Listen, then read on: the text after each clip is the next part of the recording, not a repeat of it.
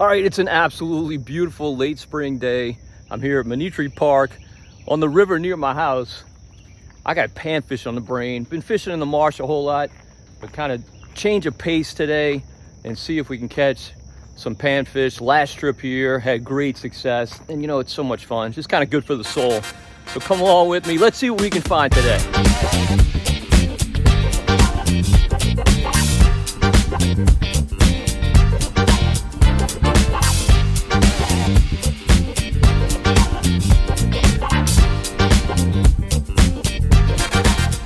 All right, as you can tell, it's an absolutely stunning day. Just spectacular. Beautiful, no wind. It will be blowing later. It's been blowing every day lately, but not in the morning. It's been blowing in the afternoon. Really not even afternoon, late morning.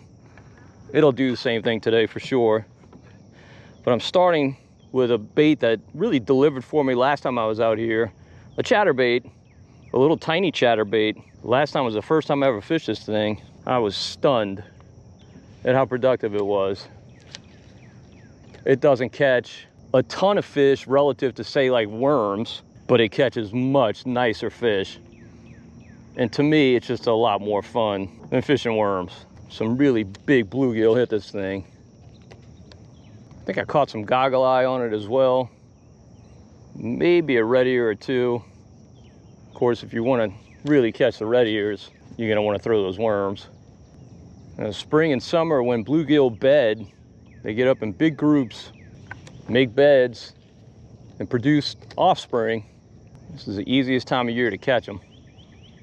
They love warm temperatures. Right now, water temp in here is 78. That's, I mean, perfect bluegill temp. And unlike other fish, bluegill tend to bite better as the sun gets up.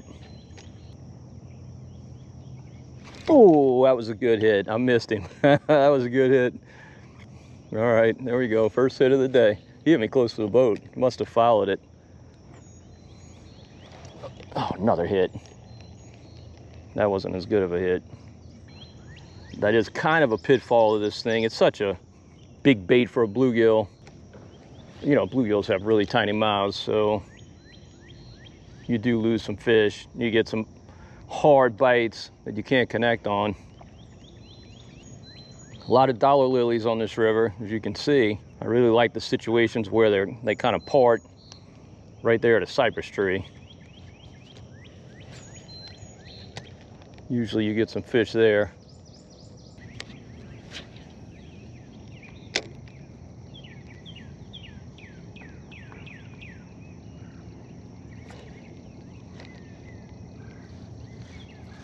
Oh, there's one. There we go, first fish of the day. It's a keeper female. It's not a giant, but it's a keeper female.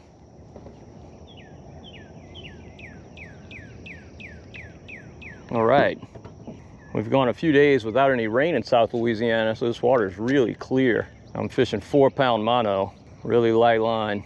Not that it necessarily matters with this fast-moving bait, but it just increases my confidence. I'll probably have a few break-offs today, but that's okay. Got plenty of baits.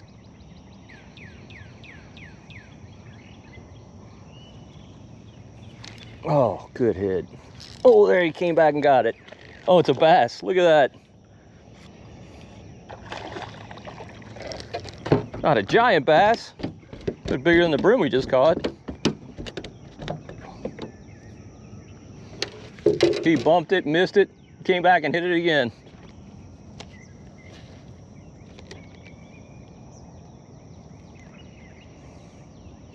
Oh, that's a really good one. That was a good hit. Another bass. Bigger than the last. Had this drag a little loose.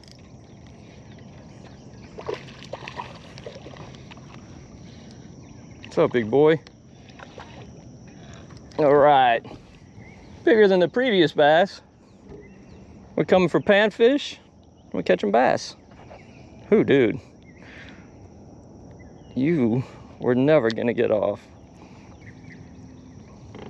Just such a fun style of fishing. I say it every time I do it, how much I love it. Super peaceful, super productive, and beautiful scenery.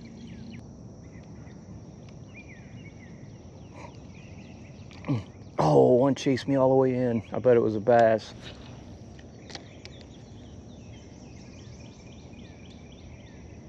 Oh, how did you miss that? How did you miss that? You did me wrong. Give you another chance. It's the least I can do.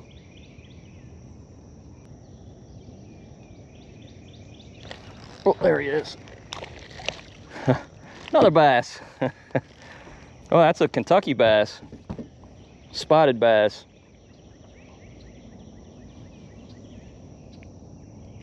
Feisty little thing. So far the bass are a lot more active than the panfish. Oh goodness, that's another bass, I bet. Nope, that's a bluegill. That's a male. See how he's a lot more colorful than that female we caught? Oh, you had it good, dude. Not a gigantic one, but big enough to keep.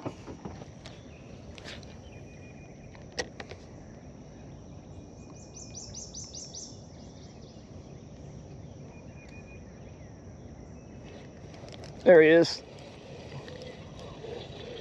Bluegill, I guess. Yep. Sure is. Nice male. Bigger than the last one we just caught. Did you nick our line? All right, that's a good one. That's a real good one. He's peeing all over me. He's super excited to see me. Biologists use the word fecund, F-E-C-U-N-D, to describe fish that produce a lot of offspring. And that's definitely true of bluegill. Massive amounts. So you're really not hurting the population in the least by keeping these fish. And actually, bass anglers want you to keep every bluegill you catch because they eat bass eggs and bass fry and just kind of keep a cap on a bass population. So when you come and do this, and you should come and do this, keep your bluegill. And of course, they're delicious. They're very good to eat. Why would you want to throw them back? You know, we throw chatterbaits in the marsh for redfish. It's a very effective bait. Obviously, bass fishermen throw them for bass, particularly the jackhammer, which is a type of chatterbait. Really expensive, but very, very productive. And I tell you what's interesting about this bait, it feels just like a redfish chatterbait. Obviously, you're using much smaller gear to throw. It's a much smaller bait, but it sends vibration up this line. And you know that's putting a ton of sound in the water that those fish can feel. Fish, of course, don't hear like we do. They feel with their lateral lines. Every fish has a line running down its body. It's kind of like an antenna that picks up vibration. Oh, shoot. One picked up that vibration, but I missed him.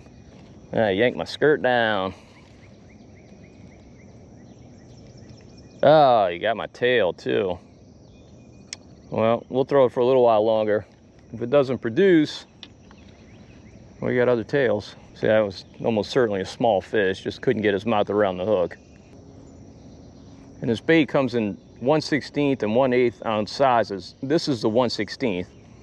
I'm throwing this size because I'm targeting bluegill more than anything. If it were March, I'd be throwing the bigger one, trying to catch what we call sockeye, crappie. Not impossible that we catch a crappie today, but by and large, they've moved out already. They're in deep water, they're done spawning. Well, you could catch a straggler, certainly. I wouldn't be disappointed in the least if I did. Definitely my favorite freshwater fish to catch.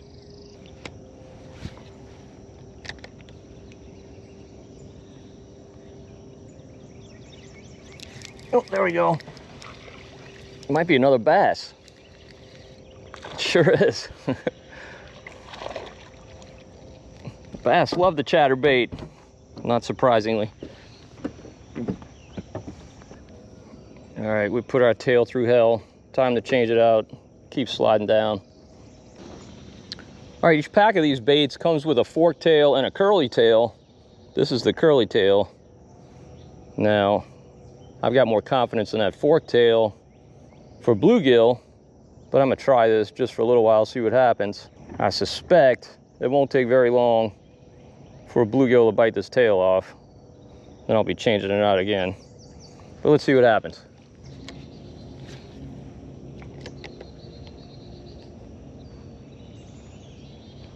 Oh, goodness, how did I miss you?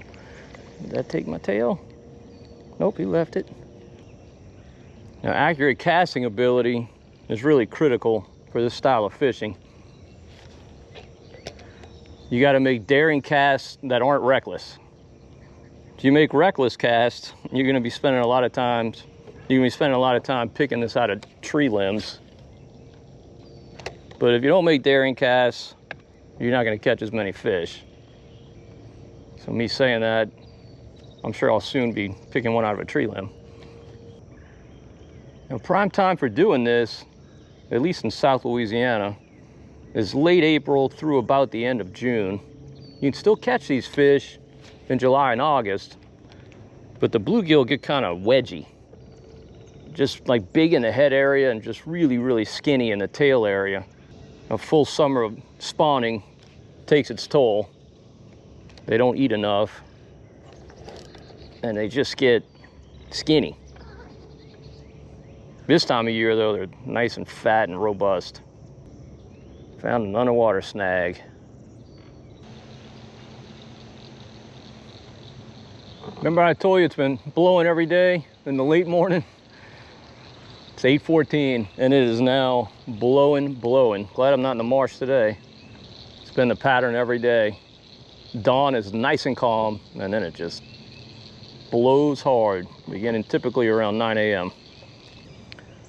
All right, when I switched to this curl tail, I was concerned the tail would get bitten off. That hasn't happened, primarily because I've gotten almost no bites. I mean, almost no bites. I don't know if the bait, the profile is just too big with that curl tail for the bluegill to feel like they can hit it. Whatever. My bites have gone to almost zero. So I'm gonna make a change, put it on another fork tail. I don't think I have any more of this exact color, but I got something close. So we'll see if that makes a difference. I bet it will. All right, got one tied up with a fork tail. We'll see if it makes a difference. I bet it does.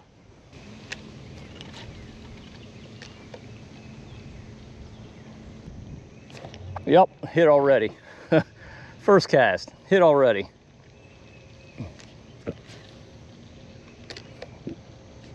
They did not like that curl tail, don't know why.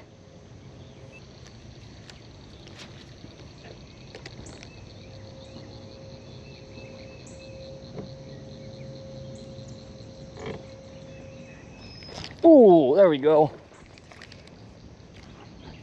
Not the fish of the day, but it's good to be getting bites again. I wouldn't fault you if you kept that, but I'm gonna let him go.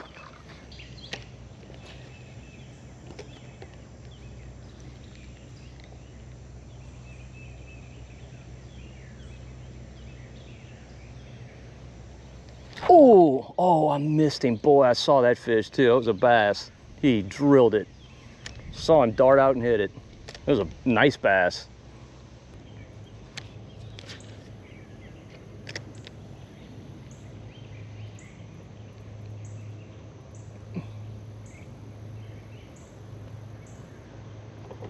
Oh, that's a good hit. What in the heck are you? No, it's a catfish. Adding to the variety of the day. This dude's close enough to keep. I mean, you're gonna get more meat off of him than you would any brim, but I'm gonna let him go.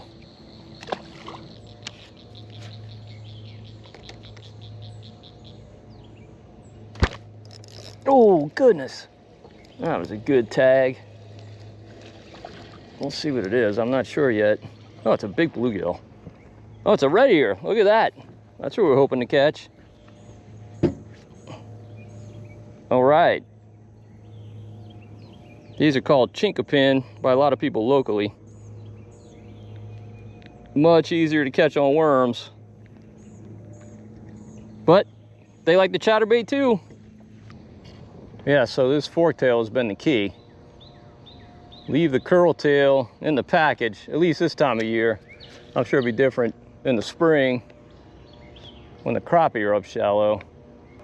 I can't tell you how fun this is. Just how hard these fish hit this bait. They just hit it like they're angry. And you know, if you really wanted to maximize your haul, what you could do is just cover water with this, and when you get a bite, just stop and mine that bed with worms. I mean, you'd catch 100 fish. Maybe not in that one bed, but if that was your strategy for the day. But I like to keep moving. I'm gonna try and find some place to set up a GoPro and run this bait in front of it so you get to see what it looks like in the water. All right, let me show you what this thing looks like underwater. I'm gonna attempt to anyway. All right, I got my trusty spud pole here. Let's see if we can get this stabbed. All right, now we just gotta rig this camera on it some kind of way. All right, it's a little bit janky, but it'll do. All right, I'm gonna go to the back of the boat. All right, first off, I can't believe how dirty this water looks. That shows you the importance of a fish's lateral lines. But you can still see the shake and shimmy and feel the vibration of this chatterbait underwater.